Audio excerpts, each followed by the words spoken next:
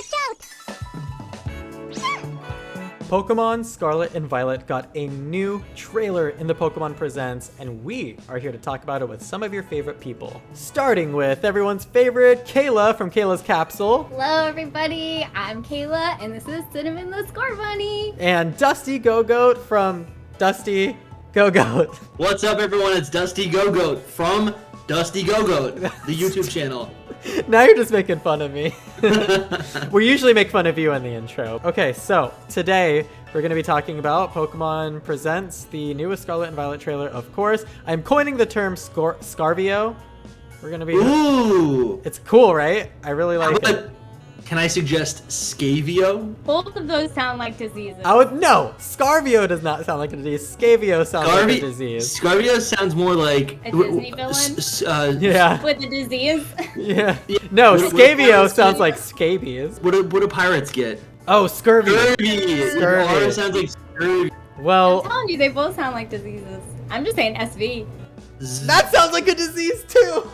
Oh no! Let's all agree that this is like 1,000 times better than BDSP. Do you know how many times I almost said BDSM on camera?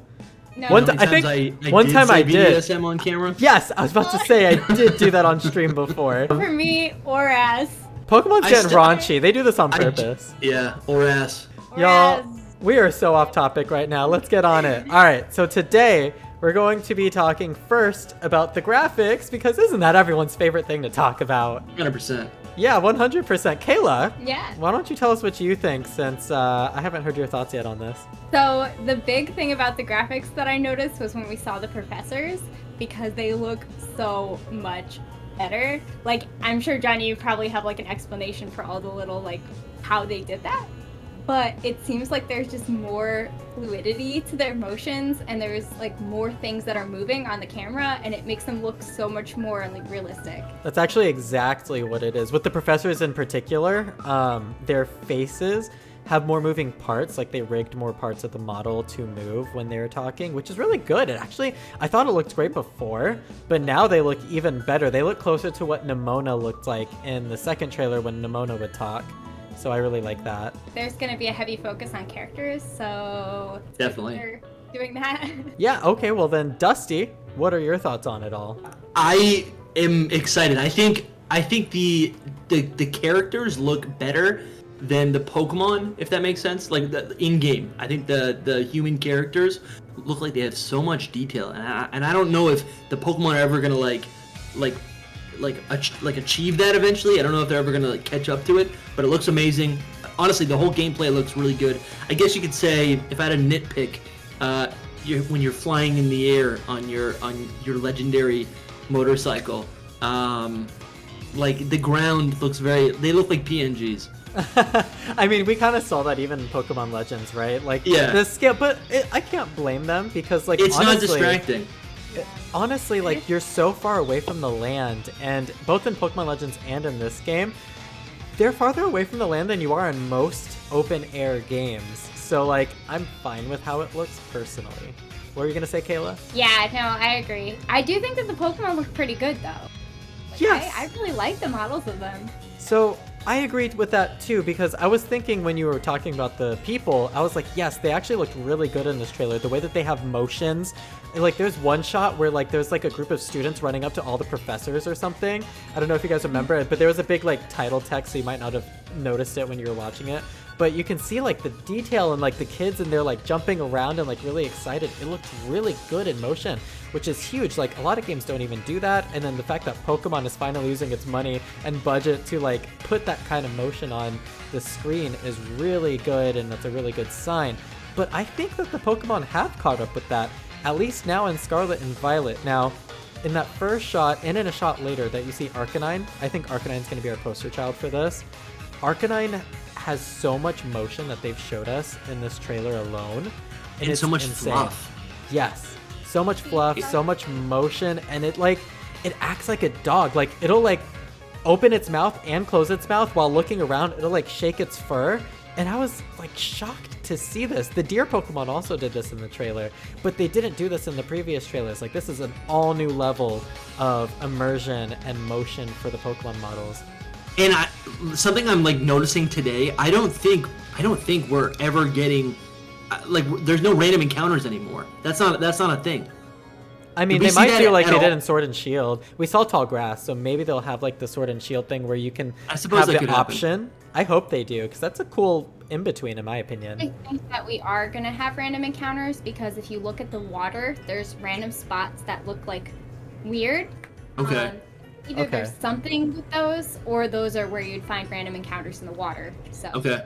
Maybe, yeah. Plus, and there was like a one shot of the grass where we saw something like it looked like sparkly or something. So I was like, that could be a random encounter. I'm curious to see how they implement it then. If you notice, I didn't catch that at all. So good catch by you. I posted about it on Twitter. Oh, okay, awesome. I was like, ooh. I love that. Now, beyond the motion for the Pokemon and the characters, the Pokemon in particular also have. And the lighting engine of the game, like, all blends together so well in this. I talked about this a little on your channel, Dusty, but I may as well talk about it here in case anyone missed it. And that is that they updated the lighting engine from how it was in both the first and the second trailer. In the second trailer, there was no lighting engine whatsoever. It was really bad. The first trailer had a huge bloom lighting effect, but it, like, drowned out the screen and the Pokemon and the environments. But in this one, they kept the bloom lighting from the first trailer, but made it to where it doesn't drown things out. So there's a shot of Dragonair, that'll be our poster child for this topic, where you see the light hit Dragonair, and it affects the model, and you get that beautiful bloom lighting effect on the water and everything else, but it doesn't drown it out, and the Dragonair actually casts a shadow on the front of it, which is how it would work in real life if the sunlight was hitting a model like that, and it looks gorgeous, and I absolutely love it. Is this the same problem that we experienced in Pokemon Legends Arceus when you would put Pokemon out onto the water and there would be like a clipping effect, or if you had Pokemon inside of a cave? Is this the same thing? I don't believe so. I actually don't know what that issue was with those games. I know that there was like an outline that would appear on your player character and on the Pokemon when you were in like a cave or something sometimes. Okay. All I can think of is that is a byproduct of the fact that they didn't anti-alias anything. Okay. If you guys don't know what anti-aliasing is, it's essentially a function that you can do that takes up a lot of processing power to do this, and that's probably why they didn't do it. But it makes jagged edges on models. Like, every model has jagged edges, right? Like, naturally, and every asset has jagged edges. And it basically takes those jagged edges and, like, blurs them to where it looks smooth. So, for example, I don't know if you remember Pokemon Camp in Pokemon Sword and Shield, but Pokemon Sword and Shield, especially in Pokemon Camp, you notice how much anti-aliasing there was because the round shapes of the Pokemon looked really round. But in Legends, it wasn't quite as much the case. And that's one thing that Sword and Shield did better graphics-wise, was anti-alias things. And Legends didn't do that. Not all the time, anyway. Learned with from many conversations with you. I don't know. Johnny's like an expert on that kind of stuff. So if you have questions about that, he's your guy. I think it was actually in a podcast with you, Kayla, like specifically just the two of us, that I talked about that too. I think I'm going to name a Pokemon in Generation 9 anti-aliasing. I think that's a pretty good name. It's got to be like an electric type, maybe like a glitchy steel type, something like that. Maybe ice. I'm down with that. The anti-aliasing I think would work best with an ice type because it has jagged edges, right? Yeah, it's gonna be jagged. Just like the new Pokemon, Cetitan. Oh yeah, now you remember the name. Yeah. Speaking of new Pokemon, let's go ahead and talk about the new Pokemon. What do you guys think? What is your favorites, actually? Let me ask this. Kayla, let's start with you. What is your favorite of the new Pokemon? And you cannot choose more than one. Okay, Wooper. 100% Really? Wooper. Oh, okay. Yes. All right. Like, okay, so when I was a kid, like, I had a Quagsire on my team, I had little Wooper and everything, and like, so I'm just like, the nostalgia. Plus, the design looks really, really cool. Plus, the Pokédex entry is fantastic. Plus, it's based on an axolotl.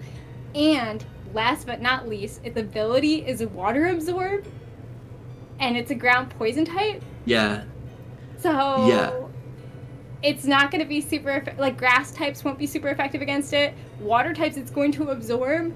Like, it could be really good. That's it's pretty gonna good. Be powerful. Yeah, it's gonna be powerful. And it sounds like, I mean, I'm gonna assume it's not gonna evolve into Quagsire. Maybe something else it'll evolve into, just like a whole new Pokemon. So maybe we're getting like a fast version of Quagsire, right? I don't know, like, because Quagsire is pretty bulky, if I remember correctly. Yeah. At least it was in Gen 6 the last time I played competitive. I've never played competitive, so I have no idea. That is all you guys. Wooper's cute. I like how a Wooper has that like design on its chest. I think with the antenna and the skeleton on its body, it looks like a skull and crossbones. Mm-hmm. Absolutely. Really That's cool. Exactly what I was thinking. Yeah. And the Pokédex entry for it looks really cool too, because it says that it used to live like deep underwater, but apparently something got it out of its habitat. Something attacked it, and so now I'm like, is there another new like deep sea Pokemon that we haven't seen yet? I love those dex entries where they you know how Pidgey eats Caterpie. I love that. Like or Yungoos and Rattata. Like that's really cool. I like how there's a symbiotic relationship there. That's more like it's not symbiotic. It's not symbiotic. No. It's destructive. It's a food chain. Yeah, it's a food chain. Yeah. That is not symbiosis at all. Insert biology term here. Yeah, but which we're gonna be. We'll talk about this later, but we're gonna be learning Pokemon biology in the game, so you better get used to it, Dusty. I am looking forward to it. Yeah, definitely. But what is your favorite in the trailer, Dusty? Definitely Cetitan. This is like the first Pokemon from Gen 9 where I'm like, whew, like this thing is powerful. It's cool. It's a little weird. The biology of this Pokemon, you could say, is just, it's weird. You can see the baleen. It's got spikes on its body. I like how its jaws kind of open up. It's not just like Wailord where it's flat and it opens. Like it's a dynamic design. I'm really looking forward to using it on my team. This feels like the reveal of not Skarmory, of Corviknight in Gen 8. Ooh, I like that comparison because Corviknight was a really cool reveal as well. Yeah, after seeing all these like little plants, we finally got this like beast of a Pokemon. So, and then it also makes me wonder. I think Cetitan could go one of two ways. Either it is what it is, or something. Actually, I think it could evolve even further. I think it's going to be like Wailmer to Wailord. That's what I think. Do we know if it's in an evolutionary chain or is it a one stage? No, we have no idea, but it looks like a final form, but I could totally see something evolving into it and then it evolving even further. I mean, if we have an open world game and we have a game where there's actually like it's built around size differences and size variations, you would think Pokemon would want to start creating creatures that could be a lot bigger than, right? Rather than just a gimmick, but just naturally making bigger Pokemon. Right? Like Wailord is a gimmick, and Joltik is like a gimmick for being so small. But like, usually Pokemon are all around the same size. But you think they would want to show off this feature?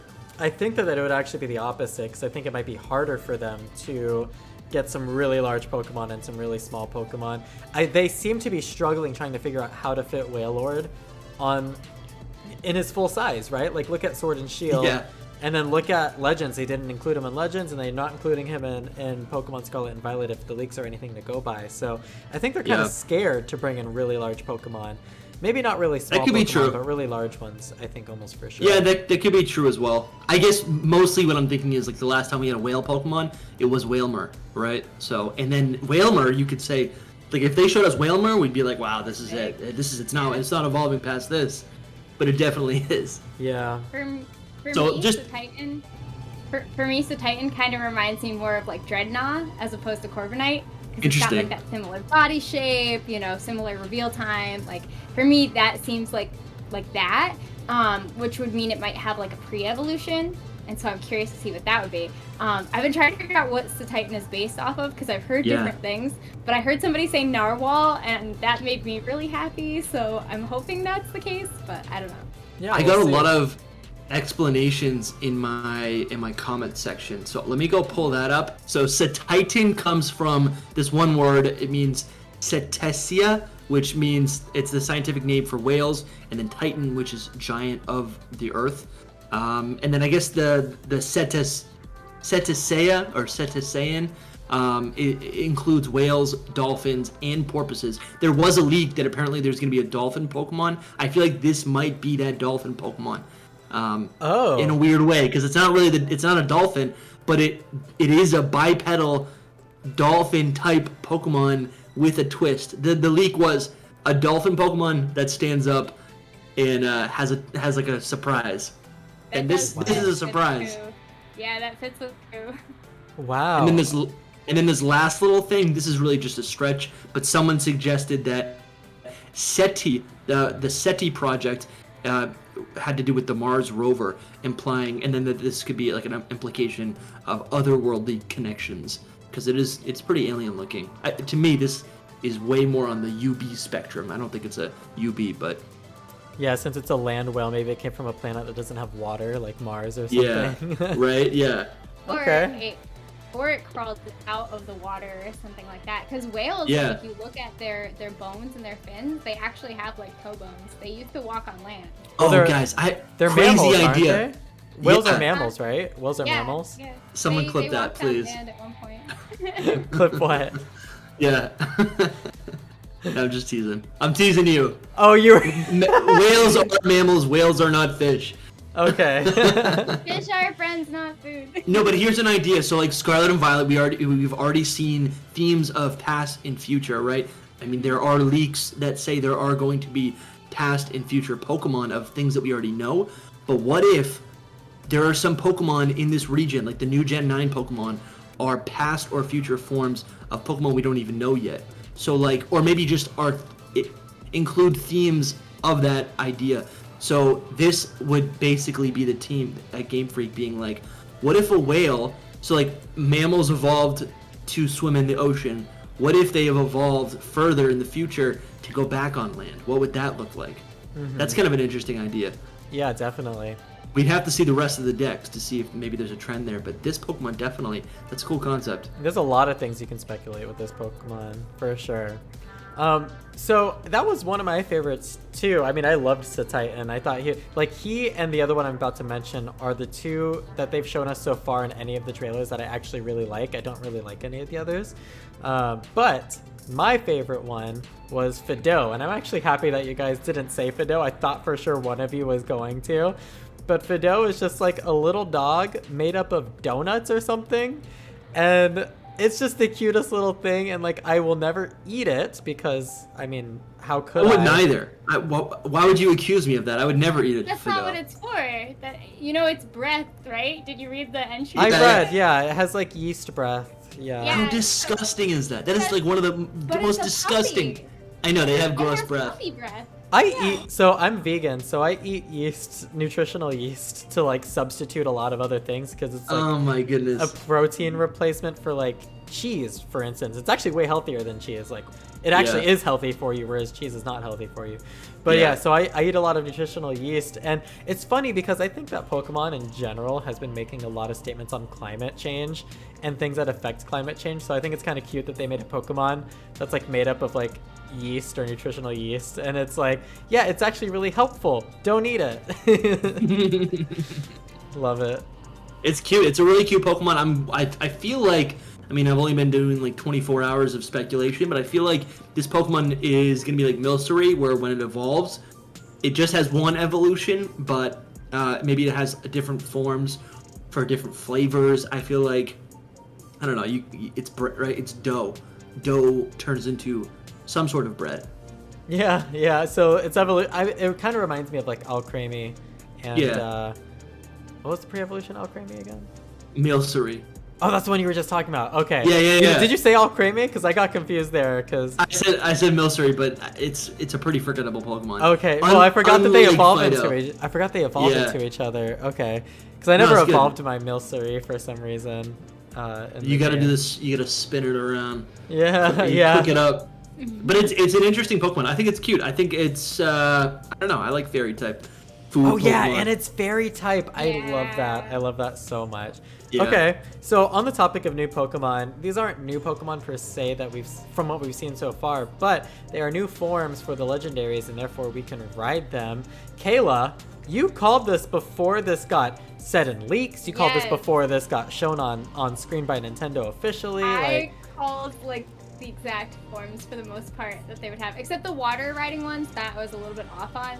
But Yeah. like, I still called that there were gonna be water riding forms, and it's based on the box art. Like these Yeah. forms, it's not the circles in the box art, it's the lines on the outside, Mm-hmm. actually showed us what these forms were going to be for the ride Pokemon. So like for the legendaries. And so like it was really cool because like when that came on, I was like, I'm sorry. Yeah. Yeah, and this was like you made a whole video about this way before, like right after your quantum time crystal video, which is also a big true thing. Probably But like, true. Yeah. like I'm pretty sure that the crystal fights that we like do the raid battles in is inside of a quantum time crystal, which is what you were saying. Yeah, so Is that true? I think so because there's reflections everywhere. Like you can see the Pokemon I reflecting just thought it onto you was. everywhere. I just assumed it was a cave, like reflection cave in No. A No. giant crystal No, cave? there's- A cave? I don't know. I think it's a Guys, quantum you time have crystal. No, that's definitely a cooler idea. I'm so excited to like explain. I'm just like, Yeah. I'm making like a theory video later tonight where I like Good. explain the whole theory behind this. Let's and go. It fits in with literally everything that we've seen so far, including like my previous theories, and I'm very excited to see everything just like match up perfectly. That's awesome. That is so cool. I love that idea. Me too, yeah. I'll drop some hints on it in this video, No. especially when we get to the map. Do we think? Oh yeah. Okay, we got a lot to go through. Now the ride Pokemon, just to stay on track, the ride Pokemon. Kayla brought that up and already, so you and I have talked about it a lot, but Dusty, how do you feel about that? What do you think about the new forms? I think the forms are cool. They're good. I think I definitely. We talked about a lot of this before we got like any information about Scarlet and Violet, but like I really feel like it'd be a better experience to have or ride any Pokemon that could be ridden. I like that idea, and if they have to limit it, do it like they did in Legends or in Sun and Moon, where you can like there's only a select few that you can actually ride. That's what I would prefer. It feels more natural. It feels like you're actually in touch with nature. This feels like you're like a godsend of a child who's getting access to legendary Pokemon. Legendary. You know what I'm saying? Like it's like I mean it's cool, right? I mean Yeah. like we are N, right? Like N gets the legendary and befriends the legendary. I don't know. It'll be fun. I think it looks really seamless, like in Legends. So I think it'll be good. Right. I would prefer, like you said, if we could ride any Pokemon that we wanted, like specific archetypes of Pokemon, I think is how it should be. You know, like any horse type Pokemon or like quadrupedal Pokemon that is big enough, like you should be able to ride them, you know, something like that. But Gen 10. every generation we say that. I'm not Gen holding out 11. hope. Yeah, I'm not holding out hope. actually, In for this- 2028, that's the one. For this one, I actually disagree because I feel like, and this might be like a hot take, but Okay. I think it is. when I play Pokemon games, I very rarely use the legendaries, and I rarely feel a connection to them because we get What happened? Where'd you go? I think it's too hot in here. It's too hot in here. oh, You it This was was changed hot happening your- earlier. You changed your hairstyle there, Dusty. Yeah, I'm back. Should I turn my AC on? Maybe. I don't know. Should I turn my AC on? Oh, there you are. Oh, there you Oh, are. hey, alright. But yeah, so I don't feel like connected to the legendaries most of the time. And so like, I feel like having the Pokemon be used in this way where we're able to like see it more often and interact with it throughout the game, not just at the end. I feel like this might be the way that I actually use on my team because I have that connection with it by the end of the game. You know, like there are some games that have done this better than others. You know, like Nebby. Nebby was great. Everybody. Yeah, loved Nebby. No, that's the perfect example. That is the perfect example. Yeah. We're But that's the just gonna kind of thing have that I Dusty be want this. from this. For the rest of the video. Anyways, so I do think that I do like what you're saying, and like I don't think this is awful. You know, the fact that we can write the legendaries. I think it's kind of cool actually, and I'm glad that for you especially, and for people like you, that it's going to be a way to feel closer to your legendaries. Conversely, I would say that that could be the case with any Pokemon of the archetypes too, though. Like, maybe there's like a flying type Pokemon that you don't want to use in battle, but you would feel close to it because you use it to fly all the time. Like, it's kind of how I felt about the Pokemon in Legends. Like, I never used a Braviary, but I flew on one all the time, so I felt close to Braviary because of that, and same with Basculegion and a few others. So, things like that, but like, it does bring a new layer of... Oh, he changed his hair again.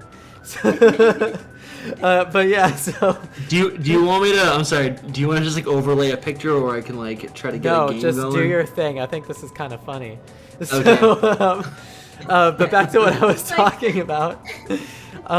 With the legends, legendary in this game though, I think they're so cute in their ride forms, and then they look so epic in their fight forms. I like that they look different between when they're fighting and when they're like doing all the different rides. I think it's kind of cool, personally, but that's my thoughts. And I think Killa. Oh, yeah. No, you made. It's a great point. That's a really good hot take, Killa, because I like that about Nebby as well. That was one of the first legendaries, you know, other than the ones I'm like really nostalgic for. That I can't take you seriously. It's just like a blank screen, right? No, it's like the Sharingan with like a my camera's not working symbol. Oh, and then you want that. Oh boy. Which one do you want? Johnny, I like both. You have to replace it with a picture of Togepi. And people who've been in the podcast for long Just put wooper. I'm not Or doing cetitan. this because it's already funny enough in my opinion. All right. However, let's go ahead and move on because we have so much to go through. The next topic that I want us to go over will be the follow Pokemon / Pokemon picnic. Now, we got a hint of this in this trailer where we saw 6 Pokemon out at once. And I'm curious, do you guys think that was Pokemon picnic? And if so, what can we do here? Kayla, please help. I don't know. No, I mean, we saw 6 Pokemon out at once. So that's a good sign. It is. I just don't understand. Like, is that Pokemon picnic? Is it separate? What do you think? I feel like it's just gonna be what we had in Legends, right?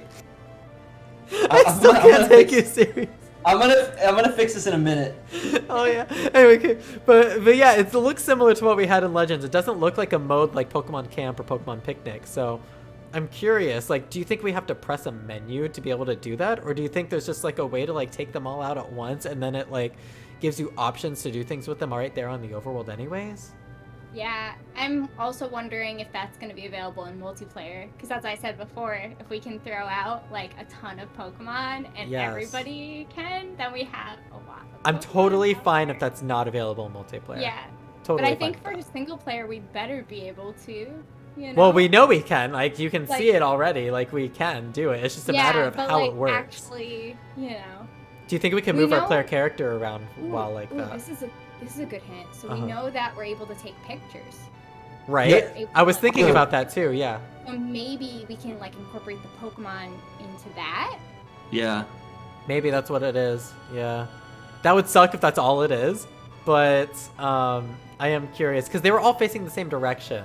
So I think you might be right in that. Yeah. Which I hope that that's not all it is. I really hope it's not just like a picture taking mode. I hope that there's like at least a mode like Pokemon Picnic, even if it is a separate screen, like in first person or something, that we can play with all of our Pokemon.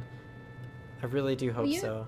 You saw the leak about, because I remember you talked about it before, that leak with the spray bottle or whatever it is. Yeah, you're right. They said that we can wash them in the picnic mode, but it didn't say if we could have all our Pokemon out at once for that. It might just be like a one-on-one thing. In which case, like, that's not the worst thing either, because at least you get to play with at least one Pokemon at a time. But I was really hoping to see an evolution of Camp, so that's my 2 cents. It's so cute when they play together. Dusty, you're just completely gone now. Trying to hook up my Switch. If I can hook up my Switch and you guys can watch gameplay, and it's like my icon, so it's me. Oh All my right. God. Yeah, so my big theory right now that I was thinking of yesterday is that I think it's so if you look at pictures of the Pokedex, I don't know if you guys have seen it, but it's like this wooden slate. I think like there's these little like Instagram pictures at the bottom. I think we might be able to use that camera that Kayla mentioned to take photos, right? Because the whole point of the Pokedex is you capture the Pokemon to get data of the Pokemon, but part of that is also rather than it just populating on your phone or your Dex, you know, in the modern age, we take pictures of things to get data for our phone. Like, I think that makes total sense. Yeah. That fits so well, because the camera on the Rotom phone, because it's a new Rotom phone. that we Yeah, have, and it has a camera, right? Yeah, it has an extra camera thing. So it doesn't necessarily, maybe that connection's not there, but I think that'd be a really cool idea going forward if like it was almost like Pokemon Snap. It doesn't need to be as in depth, but just like it's like so like from a distance, you could take a picture, because that's the thing. It's like if there's not wild encounters, I mean there are wild encounters, but I'm just thinking like you could take a picture of an Arcanine, let's say, and then that registers part of the data to your dex, but you have to actually capture it in order to like fully get the information. That's just something I was thinking about. I was thinking that it was going to be something similar, actually. I think you can take one photo to use as it. Either that or it's a pre-made photo for you on the Pokedex. But definitely it's one of those two, because they showed us the Pokedex, and it was a photo of Lechonk, just like doing something out in a field, right? So like, did we take that? Or is that just like, does every Pokemon have a pre-made picture for the Pokedex? We'll see. I mean, either one of those sounds fun to me, and I'm happy with either one.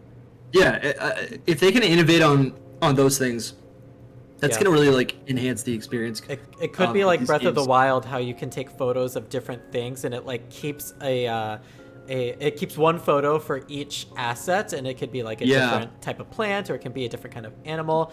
And like Breath of the Wild keeps those photos all like one for each asset, and maybe it's like that for the Pokedex in this. Yeah, I think it could also be like the Pokédex in PLA, where like you want to get certain pictures to complete the Pokédex, and there might be people who have quests like, oh, you got to show me a picture of this Pokemon doing this, or this Pokemon at night, or something, you know? Yes, yeah, possible, yeah. Okay, well that's really cool. All right, so the next topic that we will go over will be the fact that there's 3 stories. So with that, we have the 3 stories. We got the gym challenge. We have the... Okay, we don't know exactly what the other 2 stories are, but I think I know what they are. So there's a gym challenge. I think the other one is the one having to do with the evil team. And I think the third one is the treasure hunt with the school. What do you guys think? Kayla, you go ahead and start. Yes, I agree, and I think that most people who played Pokemon for a long time will mostly do the gym challenge. But I think that the treasure hunt is the real story.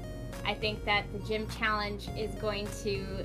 like, it's gonna be fun, and we're gonna like learn things about characters and the world and things like that, but I think the treasure hunt is the actual like Story. you know, big bad lore. Like, I'm very excited for that one, and I don't know, I think it's gonna be really important. I Especially imagine the way they played it in the trailer. Yeah, I imagine that that's going to be the one that has to do with the time paradox Pokemon, is the treasure hunt. Yep. Dustin? Yeah, no, I definitely think that's gonna be introduced that way. Actually, I guess those time paradox Pokemon could be introduced via just like, those could be like side quests almost. I could see that. But anyways, what I was gonna say is when I hear treasure hunt, first thing I think of is pirates. And guess what is typically in every Pokemon game? An evil team.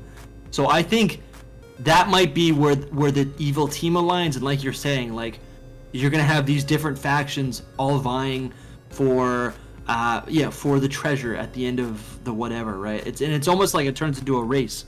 It's like a great race towards whatever the object is that's being desired. So you think the treasure hunt and the evil team stories are the same story? So there's a different third story altogether? Yeah, I think there's definitely going to be certain things that are like side missions, because I mean, one, that's something that we typically see with open world games, right? Like, you have many different ways you can go through a game. Mm-hmm. But then also I think I also think that like they're gonna basically, anything that would be post game is gonna be just in the game as is, right? There might be a couple things that could be unlocked later, but if the game is truly open world, everything should be available right away, right? So what do you think the third story is? So what do we got so far? We got the main. We have. So you're gym. saying there's the gym challenge, and then you're saying that the evil team and the treasure hunt are the same, that has to do with the school. So what's the third one? Oh, that's then? true, because there's a school. So I guess it could be like research or something. based on what Ku said, I think that it is the 3. It is the like evil team, gyms. Oh, those are separate. Okay. Yeah, because Ku said that each of the rivals represents one of these different Oh, things. cool. Okay. Oh, so Nemona's Penny. obviously- Yeah, so Nemona is the gym challenge. Oh. Arven is the, what's it called? The treasure hunt. Yeah. Okay. And Penny is the evil team. And Cool, it I like actually that. fits really well. This kind of transitions into characters. I don't know if we're ready to transition into this, but it fits really well with what we already know about the characters, because I don't know if you guys have looked closely at Arven's design, but he definitely looks like he's the kid of Sada and Turo. Oh, wow. Yeah. Do you think he's a Yeah. time paradox? Yeah. Right. I mean, that like lake house movie that Ku talked about was about two people in different times like falling in love, right? And like talking to each other without actually meeting each other because they live in different times. That's so weird. That's like, wait. So you're saying we don't? So modern science in the Pokemon world, we don't know where eggs come from, but we know where a child came from, and we know where both of his parents come from, and we presumably know what happens in between all of that. Yeah, he seems like he's their kid.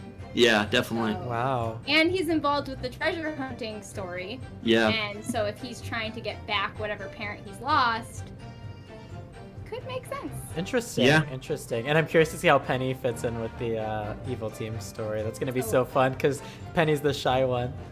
Yeah, what it says in her backstory is that she doesn't come to school a lot. And so it's kind of like, why isn't Do you she think she's coming related school? to them? Oh, here we go. No, I don't know if she's like related to the evil. Yours is at 1%. I know. I told you it was about to die. Wow. Yeah, man, So Is it Penny might be mirrored right now? related. Yeah, we see She it. might be related to the evil team, or she might have been a victim of that. Right. Yeah. Yeah. Very possible. She's really shy and awkward, so I don't know if like something happened with her, and then she would help us take down the evil team to kind of like get her confidence back up. Now, speaking of characters, Dusty, there is one that I know threw you for a loop. If you want to talk about that, I don't even remember. the one that threw you for a Yeah. loop. No, we're not talking about this. Oh, really? What's his name? Gusha? Something like that. Yeah. Yeah. Yeah, Gusha he's a very cool character. Uh huh. Yeah, that's your thoughts on Gusha now. Yeah. So That's literally originally Dusty's thoughts on Gusha was, dang, she is hot. Yeah. Well, I think didn't He's a very feminine man. didn't even Ku was like, we're down one waifu. Dude, no, Ku thought it was a girl too. Yeah. Oh my gosh, that's He's amazing. very pretty. Again, Pokemon's trying to take a book out of Breath of the Wild. Yeah, look. We all thought Link was a girl. Yep, we did. I like the design a lot actually of this character, and I'm very happy about them having a very feminine looking man, but not making that their entire design. You know? Yeah. Like it looks like a definitely. normal person, just Yeah. more feminine. Whereas like say Avery for instance was like, yes, that was a feminine man, but it was like they made the In your character really face. obnoxious and in your face. Yeah. But this one, it looks like they're more shy, reserved, and like a really likable character in every sense of the word. And they happen to be very, gender fluid. Fluid? Yeah. Mm-hmm. I love that. And I know some people were expressing some distaste for that, and I can't believe people like that still exist, honestly. Like, today's day and age, I get it because the older generations still rub off on our current generations, but come on, guys, like, be a part of our generation. Let's move on past the bigotry that previous generations have tried to force on us. I think we're all past that. Like, Dusty's out here saying like she looks hot, and then when he realizes it's a dude, he's like, oh well, that was a dude. He looks hot. Yeah. Well, he didn't say that. I don't think Dusty said that per se. No, it changes your perspective, you know? It changes your perspective, right? And instead of being like, ugh, how dare they make this design, you're just like, You know, I also I know blame Rule exactly. 34 people. yeah. You know, like if my first impression of this character is like the thousands of images in the first 10 minutes of this character, yeah, I blame that. I don't want to think about it, but that's definitely being a thing right now as we speak. Anyways, off the Rule 34, I think we can go ahead and move on to the region and map. Now, the biggest question that I have about the map is, what do you guys think that thing is in the center?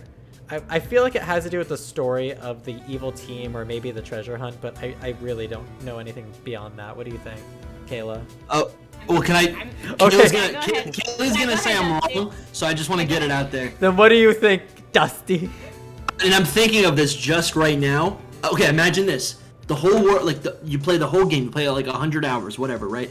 Everyone's trying to finish the treasure hunt, okay? And you can't find the treasure, and then finally there's this climax, and then they go, wait a second. They connect the dots. They go, wait a second. What is that big crater that we can't get to? that must be where the treasure is, right? I'm not kidding. They never Right? I mean- noticed it. They just really never noticed the big crater. I'm being serious. I mean, like, I feel like that actually could be it. Or and then it's like, I mean, there'll be some sort of story that like directs you to the crater, and it's gonna solve. That's gonna be the source of the phenomenon. Don't even tell me to like. Don't even ask me to pronounce what the phenomenon is called. I cannot Tera. pronounce it. I'm just calling it Think- Tera. Yeah, it's Terra, right? So like that's gonna be the cause of it all, and we can think of like, but I think the cause of it all is gonna be in the crater. And I think that's going to be the climax, and that's going to be where the gems are. Thank you. Tell me how. Thank you for your input, Dusty. Now let's let the adults talk. Kayla, tell me how I'm wrong. Actually, you're kind of right. I was thinking that, Let's yes. go. He is kind Yeah. of right. Let's the only thing go. that I think that you're wrong about is I actually don't think that's only an endgame area. Okay. Really? I actually think that that's where we're going to go to get those, like, to do those raids. Yes. Okay. I think that's the area we go for raids because That's cool. we're like, where would we see that on the map? Are these like Yeah. those crystal things? Are they super underground in random places? That doesn't really make sense, right? And it's like a community event. Right, and it's in It's the right in center the of middle. map. It's accessible and There's everywhere. a couple access points to it on the map. Yeah. So I think it's more likely that this is something that we can, go to go do those raids as like as a whole group. And I think that I think it is gonna have stuff related to the gimmick, obviously, 'cause it's the raids. And I think that there's gonna be an interesting story potentially about how that crater was created. Yep. Interesting. Yeah. Huh. That relates to the crystals. I didn't. that So I they're- thought that they're Dusty was from. right in the sense that maybe that is definitely the source of like a time paradox or something. But I didn't think about the terastalizing mechanic. Huh. Okay. Well, I think that's all our thoughts out about that then. So the only other thing I could think it could possibly be is like the great weapon, or the ultimate weapon from Kalos. Dusty, you got it! Yay! Yeah, that's definitely what I think it's gonna be. Oh. yeah. Explain, I please. guess like 2 months ago I went a little too deep with the like tinfoil Kalos theory. I've been trying to like kind of take my foot off the gas a little bit, but I definitely think that's what it's gonna be. Can you explain? Yeah. I don't know what that is. So so like in Generation 6, X and Y Kalos, the big bad evil team, what happened at the climax of that story was there was this quote unquote ultimate weapon which was essentially this like, I think of it like, I don't even know if it's like YouTube safe, but like a nuclear weapon, right? It's like it's inhumane and destructive. Okay. It's made with infinity energy. It was launched off, and we don't actually, I don't think we see where it goes off, or where it like ends up, right? We don't see where it lands. We do see a little bit of like a shrine for like Yeah. Pokemon that died. Yeah. So basically, in the X and Y timeline, something blasts off. We don't see where it ends. It would make sense that the region that is closest to it, which is probably Spain, right? Kalos is France. Paldea is Iberian Peninsula. yeah, Right right. there. So Yep. so that would make sense that's where it would be. And then there's this new phenomena, right? Which then also makes me think, oh, is there a timeline where this doesn't exist and there's no crystal? Like that'd be cool. Give me a I think we give me a already 2-day have that. sprite-based We already game. have that timeline. Yeah, exactly. The timeline exists, but I want to see Paldea in that No, timeline. Well, we haven't seen Paldea in that timeline, but Yeah. we saw other games in the Mega Mhm. Evolution timeline. Yeah. So This is that's an something. alternate of Mega Evolution. Yeah. And even Ku said like this is gonna be kind of like Mega Evolution, but not. This is a different Mega Evolution. I don't know if AZ like super nuked this place and so things were different, but like the ultimate weapon uses infinity energy. That's what's used to create ultra wormholes. That's what's used to travel through time and space. Like Yeah. It's gonna be fun. I guess what we gotta wait and see is if Game Freak's actually going to acknowledge it, or if Game Freak is just gonna like leave little hints for us to theorize about. I mean, they kind of acknowledged some of it in Pokemon Snap, so I'm hopeful. Oh, that's cool. A Pokemon Snap? Yes. the Yeah. ending. Okay. New Pokemon Snap. Yeah. Interesting. Yeah. I gotta play that game then. It's a really good adventure, in my opinion. Like, it's kind of like an adventure game in that regard. But I was gonna ask one more question about the map actually before we move on, and that was it fits in perfectly with the map of Kalos where it connects. Do you guys think that there's gonna be some sort of DLC that involves Kalos or something? Yeah, I think so. I mean, do I think it makes sense? Yes. Do I think it's gonna happen? Probably. I really think every time. Okay, here we go. Every time Game Freak does something in a pattern, and we all say, "Oh, there's a pattern. It's got to be the pattern." Then they break the pattern. They go with the pattern until you're ready to predict it. And right now, what I'm predicting is Johto remakes, and then regular boring ass DLC. And I think what they could do to really shake it up is to say, "No, we're not getting Johto remakes, right? You're not getting Unova for like 6 years. You're gonna get a Kalos DLC, and we're gonna go to a little bit of part of Kalos. So that's the crazy part, or it's really just Southern Kalos, and it's like not really that crazy. I mean, it still would be really exciting. Huh. Kayla? Of some reference to Kalos. Even if there's like one city in Kalos, Cloud, Yeah. that's like super far away from the rest of Kalos. So even if we can just go there, like, cool. I want to step foot in Kalos. I want to have the moment that we have from playing like Gen 2, where Yeah. it's like, hey, you just took your first steps in this region. You know, like, that would be amazing. That's really interesting you say that, Kelly, because it's not even about like the exciting part. Like the first initial excitement wasn't even going to Kanto, like in a familiar place. It was entering a hidden part of the new map, and the guy said, "By the way, did you know this is the Johto region? Or sorry, this is the Kanto region. It's like a brand new place. Like I think I'd be satisfied with that. I remember as a kid not even knowing like we were gonna get to explore the whole Kanto region. Yeah. I thought we were just gonna explore like a part of the Kanto region we hadn't seen before. Yeah. And so like the fact that like even that would be exciting. Like it's part of, you know, Kalos, but we haven't even seen it, or we just go to Cloud. Like we'll take what we can get. So Yeah. That is cool. It kind of also reminds me of the Sevi Isles from Fire Red and Leaf Green, where it was kind of a mix of Johto and Kanto, because it was just like right off of both of them. It was like the collection of little islands, you know, off Japan. So, I mean, Japan is also... with weird references to Ruby and Sapphire. Right, and some little references to Ruby and Sapphire, right. But it was mostly like Johto Pokemon there that you could get in the Kanto game, and then also... some Kanto Pokemon, obviously, because it's just the offshoot. The clouds that hide that area are so obviously hiding an area where I'm like, this is just would be silly. I think we're gonna get a couple rollouts of DLC. I think I feel like there is evidence to say that they might want to line this game up where Gen 10 is on the 30th anniversary. There is some evidence for that. I don't really want to get too far into that, but I do think that there is a possibility that we get like more than just 2 new areas for Paldea. I think there are 3 sets of islands, and then there's Southern Kalos part. So that could possibly be 4 installments, maybe 2 bundles of DLC we could be looking at. We'll see. I would love that. I mean, if they really actually support a game that much, that would be a first for Game Freak. But yeah, you never know. All right, we're gonna go ahead and move on though because of time restraints. And now we're going to go on to the final topic, which is the battle mechanics. And I know that Kayla is going to have a field day with this. So, Dusty, I'm going to go ahead and start with you again this time. What are your thoughts on the battle mechanics and everything that has to do with that, from the gimmick to even not the gimmick? The gimmick, I still want to know a little bit more about, or at least sit and process it more. As far as the battling itself, I don't think it's really going to be changing too much. I think it is nice that the actual like the presentation or the UI of the battle system is actually going to be like a lot more streamlined, so that's exciting. But overall, we don't have moves that Pokemon know. We don't have any like I don't know. There's a bunch of things that we don't quite know about. I'm excited to start messing around with the terraforms.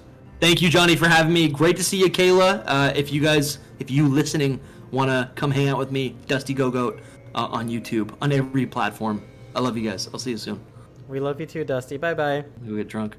Oh. All right, so Dusty just peaced out. Now it's perfect time for you to talk about your thoughts on the combat. Kayla, go right ahead. No, the main thing, and I've talked about this many, many times, but the main thing that I was worried about with the gimmick was that they wouldn't have stab moves when they transferred type, right? And so that would make the gimmick less useful to use different types. But it was confirmed that they actually will have a move that changes type based on their Tera, whatever, Tera type. And so that means that they will have a stab move, even if it's not that type. So I'm curious to see how that works. I don't know if it's going to be physical or special, because for competitive people, like, that's going to make a big difference too. I don't know if there'll be one of each, so that, like, because there's certain Pokemon with their stats, like, it won't be useful if it's like one or the other.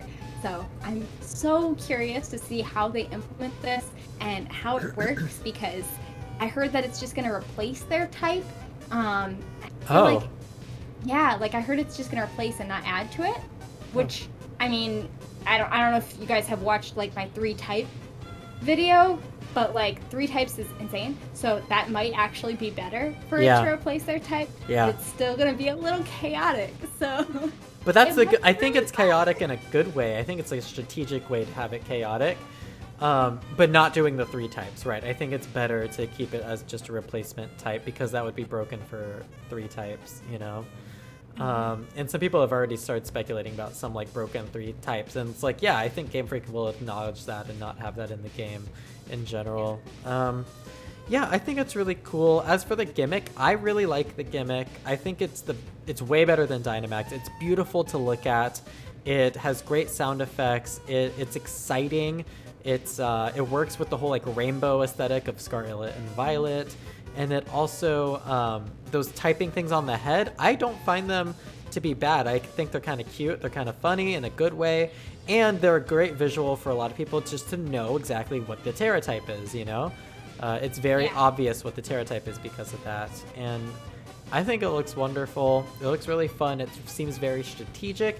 And then beyond the gimmick, I really like how battles are sped up similarly to Pokemon Legends Arceus. Like, there's a lot of shots where you see the Pokemon attacking the other Pokemon, and all in one swoop, it says what they're doing while they do it, and the life bar going down at the same time, whether it's super effective or not. Instead of it being like 1 step, 2 step, 3 step, 4 step, 5 step, 6 step, 7 step, just for one move to hit one Pokemon to the other, like it did in Sword and Shield and prior. So I'm very excited about that. For the raids, because the raids in Sword and Shield it was really bad. I agree. Like, the timing of it, like, I remember I would, like, do a raid, like, I could do it while I was working, because I would literally just press A, you know, and then it would play out, and I was like, all right, cool, we won, woohoo, you know what I mean? So, like, this being more real time is going to be way more engaging. It seems way more fun, way more engaging. Like, this time, if you ask me, like, hey, do you want to do this raid with me? I'll be like, yeah. Where a Sword and Shield, I see people ask all the time, like, will someone do a Sword and Shield raid with me? And everyone's like, crickets, because no one wants to play that with anyone. It's not fun. No, it's so slow. Yeah, it's slow, it's ugly, it's clunky. Yeah, no one liked that. But this new one looks really fun. I do think it's going to be a bit grindy, though, because we're going to need to look for, especially for competitive. For competitive. This is why I don't do competitive. I don't do competitive. So, because we're going to need to find specific Tera types for certain Pokemon, right? And my other question is, like, can it be any Tera type for every Pokemon? Because they said that some are rarer than others, but, like, are some just impossibly rare where it's literally 0%? Or is there, like, a 1% chance for this, like, really rare type? Because I'm gonna have to play that a lot to get my team. That's gonna be hard. I believe on the website it says that any Pokemon can have any Tera type. Yeah. The thing is, again, it's like you said, it replaces the type. So it's not busted. It's just like you have to account for different strategies. And I think it'll always keep things fresh with, like, who people are using in Pokemon battles in competitive. And I really like it for that, you know? Yeah. No, it'll definitely be interesting. Mhm. I think one of the things that Pokemon has a problem with is they like to have people switch out Pokemon. And so it becomes a game of like, should I switch, should I not, as opposed to a game of like, I'm specifically strategically using these moves. And so I think Dynamax actually did a pretty good job of this, because if you switch out, you lose your Dynamax. Yep. And I feel like they're doing something kind of similar with this Tera type thing, because instead of switching out when you're at a type weakness, you know, like you can change the type. So you don't need to switch if you can get that advantage through that instead. But if you switch the Pokemon out, you lose the Tera type. You lose the Tera form, yeah. Right. So it'll encourage people to play strategically, and it's gonna probably have a lot of surprise moments where it's like, oh yeah, I'm gonna hit for super effective.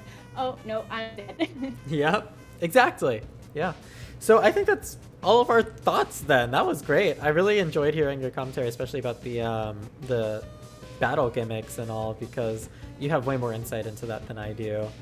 And yeah. So you're anti-aliasing expert, so fire powers combined. Exactly. All right, so then in that case, I hope everyone really enjoyed this video. I hope you enjoyed having Kayla and Dusty Go-Goat, who pieced the heck out. But yeah, you guys can find them tagged in the description of this video. Kayla is Kayla with a C at Kayla's Capsule. Dusty Go-Goat is Dusty with the D and a G at Dusty Go-Goat. And I am JotoJonny. How else do you spell it? And I am JotoJonny with a J and a J. So that should be pretty easy for you. Matter of fact, you can see right down below me. Go ahead and press that subscribe button. And then right after you subscribe to me, go ahead and subscribe to them. And we're all just going to be one big happy family talking about Pokemon. Until the next video, guys. Peace out. Oh, Kayla, we didn't hear you. Say that again. Really? I said it longer this time. Wow. Okay, wait. Let me try again. Ready? Bye. There we go. We heard you that time. All right. Everyone's happy to hear you say bye. No, everyone's happy to hear your voice, even if it's you saying bye. There we go. Oh, okay. There you go. That makes more sense. I was like, what? Bye.